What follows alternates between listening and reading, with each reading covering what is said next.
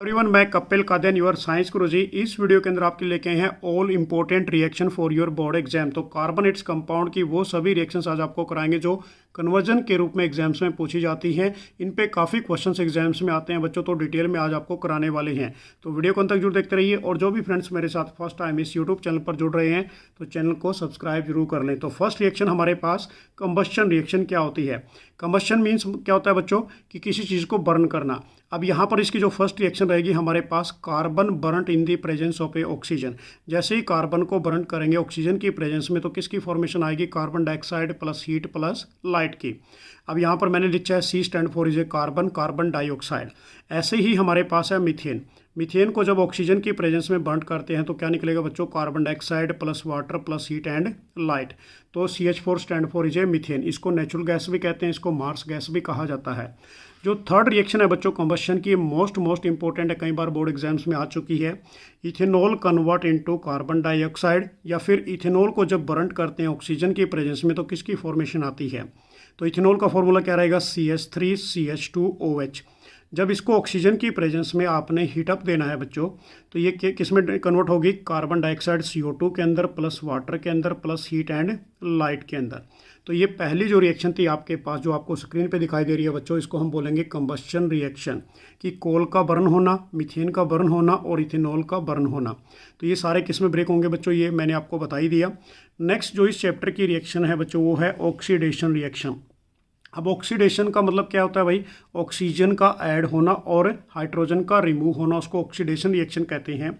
अब इसके लिए ऑक्सीडेशन रिएक्शन के लिए आपको क्या चाहिए, स्ट्रॉन्ग ऑक्सीडाइजिंग एजेंट चाहिए। जो ऑक्सीडाइजिंग एजेंट क्या होते हैं बच्चों, कि दोज सब्सटेंस को ऑक्सीडाइज करते हैं, ठीक है ना, अदर्स को ऑक्सीडाइज करते हैं और इटसेल्फ क्या होते हैं, रिड्यूस होते हैं। अब वो ऑक्सीडाइजिंग एजेंट कौन कौन से होंगे हमारे पास, एल्केलाइन KMnO4 होगा, एसिडिफाइड K2Cr2O7।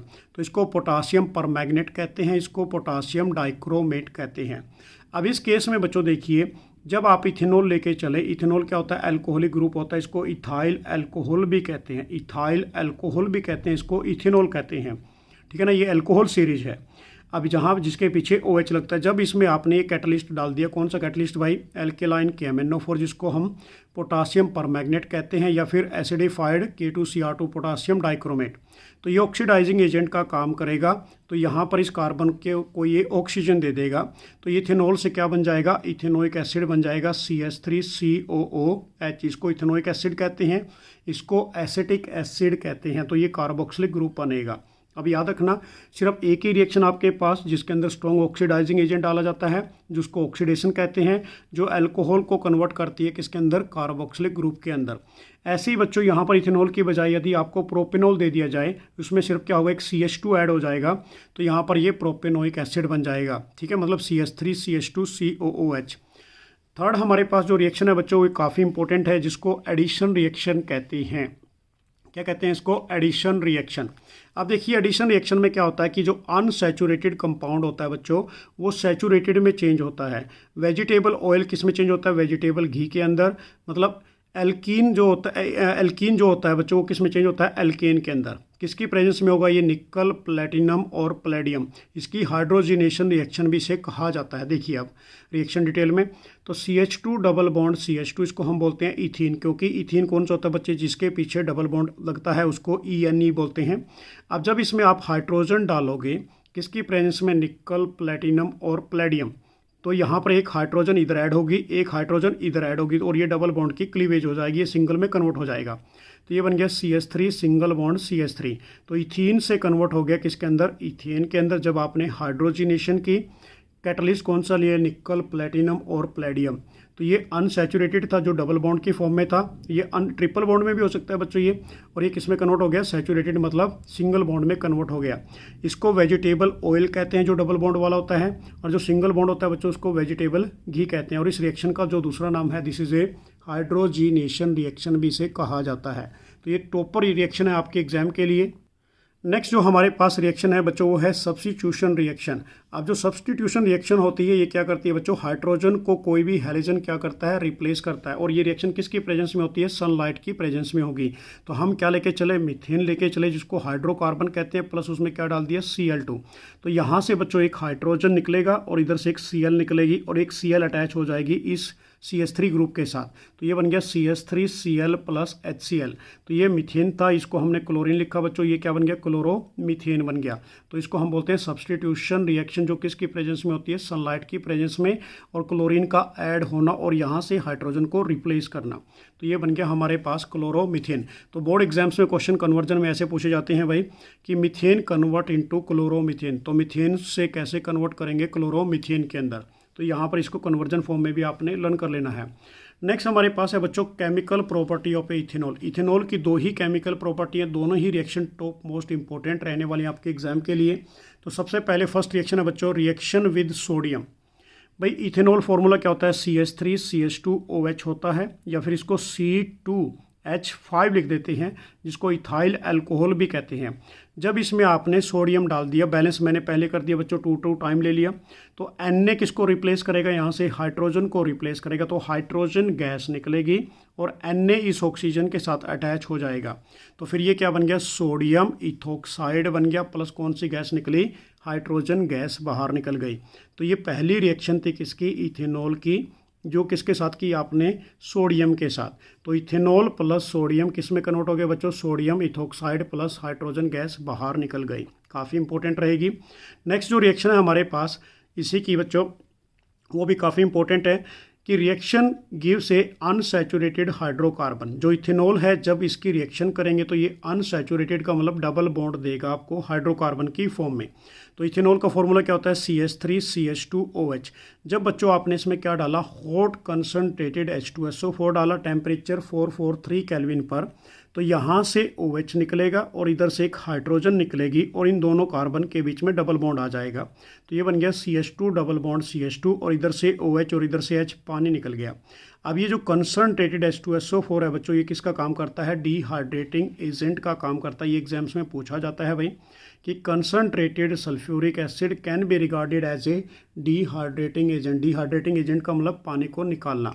अब एग्जाम्स में कन्वर्जन में कैसे आती है बच्चों, इथेनॉल कन्वर्ट इनटू इथीन। तो अब आपने देख लेना बच्चों क्या क्या इसमें कैटलिस्ट डलता है और क्या क्या इसके अंदर बनेगा। नेक्स्ट जो हमारे पास है chemical property of A ethanoic acid. अब इथेनॉल की दो ही केमिकल प्रॉपर्टी थी, दोनों ही रिएक्शन इंपॉर्टेंट थी। उसके बाद इथेनोइक एसिड आ जाता है बच्चों। अब इथेनोइक एसिड की पहली जो रिएक्शन है वो है एस्टेरिफिकेशन रिएक्शन। अब एस्टेरिफिकेशन रिएक्शन के अंदर आपने क्या लेके चलना, इथेनोइक एसिड जिसको एसिटिक एसिड भी कहते हैं, CH3COOH, प्लस इसमें आपने क्या डाल दिया, इथेनॉल C2H5OH, या फिर ऐसे लिखो CH3CH2OH। एक ही बात होती है बच्चों। अब यहाँ से क्या निकलेगा भाई, OH निकलेगा और इधर से एक H वाटर निकलेगा और ये जो C2H5 है इस ऑक्सीजन के साथ चिपक जाएगा। तो ये बन गया CH3C डबल बॉन्ड OO। यहाँ तो ये सेम एज इट इज़ है और उसके साथ C2H5 प्लस इधर से OH और इधर से H वाटर मॉलिक्यूल निकल गया। किसकी प्रेजेंस में रिएक्शन करनी है बच्चों, ये कंसनट्रेटेड H2SO4 की प्रेजेंस में रिएक्शन आपने अक्कर करनी है। तो ये हमारे पास बन गया CH3COO C2H5, जिसको एस्टर कहते हैं या इथाइल इथेनोएट कहते हैं। जो आपके पास क्या निकला, फ्रूट स्मेलिंग सब्सटेंस, या इसको स्वीट स्मेलिंग सब्सटेंस कहा जाता है। एग्जाम्स में पूछा जाएगा ये कि फ्रूट स्मेलिंग सब्सटेंस फॉर्म, तो वो क्या बनेगा बच्चों, एस्टर बनेगा, जिसके सफिक्स में ये ग्रुप होना चाहिए जो ओएट की फॉर्म में आपको दिखाई देता है। नेक्स्ट जो रिएक्शन रहेगी हमारे पास स्पोनिफिकेशन रिएक्शन। ये भी काफ़ी इंपॉर्टेंट रिएक्शन है स्पोनिफिकेशन। तो एस्टर अभी आपने बनाया था बच्चों, उसका फॉर्मूला क्या होता है, CH3COO C2H5। जब इसके अंदर आप वापस क्या डाल देते हो बच्चों, एल्कली, एल्कली का मतलब बेस, NaOH डालते हैं।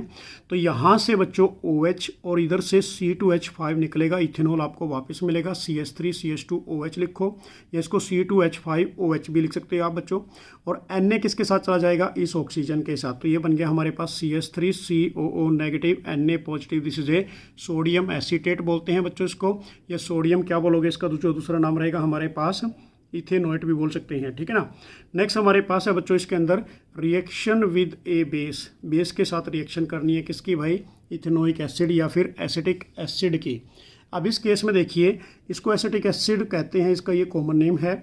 अब इसको यदि 5 to 8% लेते हैं पानी के अंदर तो ये हमारे पास क्या बनता है बच्चों, विनेगर बन जाता है।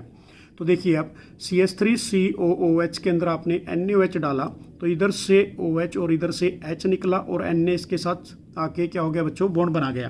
तो ये बन गया CH3CO negative Na, this is a sodium acetate plus water molecule निकल गया। इस रिएक्शन को क्या बोलेंगे कि ethanoic acid react with A base. काफ़ी इंपॉर्टेंट है, डायरेक्ट ही पूछी जाएगी। Acetic acid convert into sodium acetate. जो नेक्स्ट रिएक्शन है बच्चों काफ़ी इंपॉर्टेंट है, ये बेसिकली कार्बोक्सिलिक एसिड का टेस्ट भी है जो आपको सीनियर क्लासेस में भी देखने को मिलेगा। ये वाली रिएक्शन कि रिएक्शन विद एक कार्बोनेट के साथ करो या फिर हाइड्रोजन कार्बोनेट के साथ करो। तो सबसे पहले हमने इथेनोइक एसिड ले लिया CH3COOH, इसके अंदर आपने सोडियम कार्बोनेट डाल दिया Na2CO3। ऐसे ही आपने इथेनोइक एसिड ले लिया जिसको एसिटिक एसिड कहते हैं, इसके अंदर आपने क्या डाल दिया, सोडियम हाइड्रोजन कार्बोनेट या सोडियम बाइकार्बोनेट कहते हैं।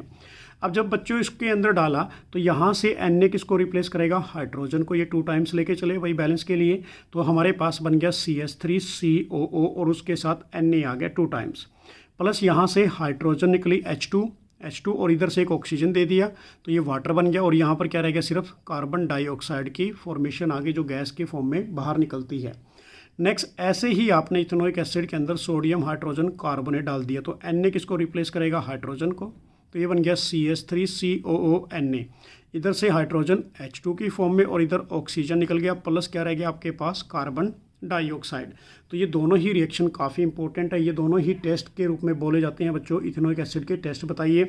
अब जो कार्बन डाइऑक्साइड निकलती है इसके किसकी फॉर्म में निकलती है बच्चों, ब्रिक एफ्रिसेंस की फॉर्म में निकलती है। Brisk effervescence mark in the presence of a carbon dioxide.